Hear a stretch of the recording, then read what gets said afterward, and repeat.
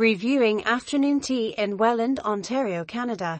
This is afternoon tea for two at the Fox and Hummingbird Tea House in Welland, Ontario, Canada, which is about 40 minutes into Ontario from Buffalo, New York for my US tea friends. This is a new place in the Ontario tea room scene, so let's see how they're doing as a newly opened tea venue. But first, I am the self-proclaimed queen of afternoon tea based in Ontario, Canada, who documents all of my tea experiences across multiple platforms. You've maybe seen my videos on the Clock app recently.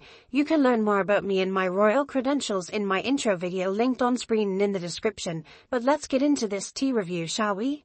The Fox and Hummingbird tea room is nicely decorated. Once you get up the flight of stairs, the dining room area is set up in little vignettes, which are so nicely decorated. It's like being in a bougie grandma's tea parlor.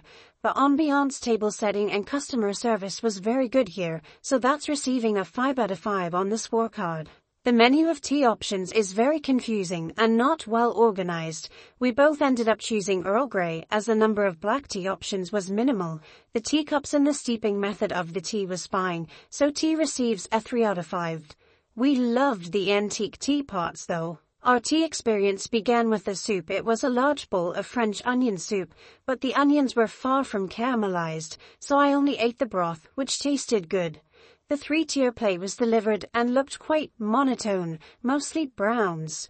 The scones were served on a separate side plate. As you can see, there was ample food served at this afternoon tea. From the bottom savory tier, we each got 5 sandwiches, an egg salad croissant, a salmon wrap, a cucumber cream cheese, a salami sandwich, and a beef carrot sandwich.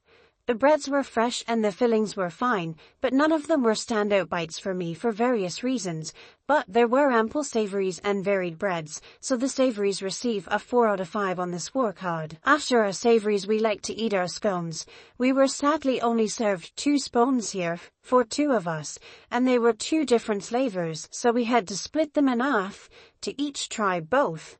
The scones were served with a house-made cream concoction, butter and jam. We asked about clotted cream, which was written in the menu as a $4 add-on, but we were told that they ran out of it.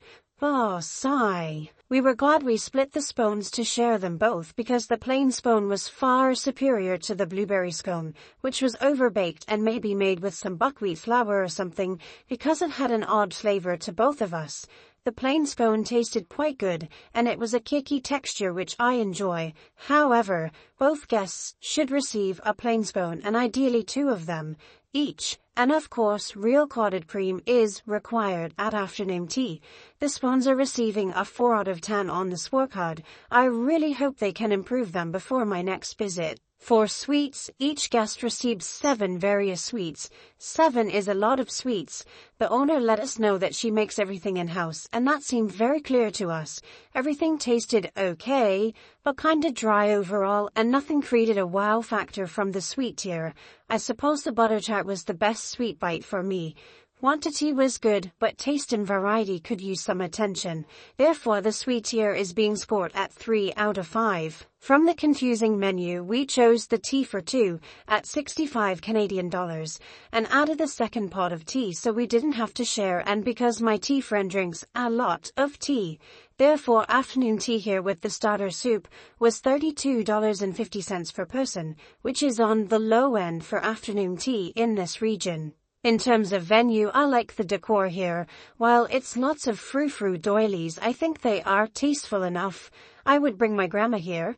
My overall impression here is 7 out of 10. The final score for Fox and Hummingbird Tea Room is 65% on the scorecard, which is 26 out of 40. Again, this tea room is relatively new, so I feel confident it will score higher on my next visit. I'll give it a few months though. Is this a venue you'd attend for afternoon tea? Please comment below, and thanks for watching.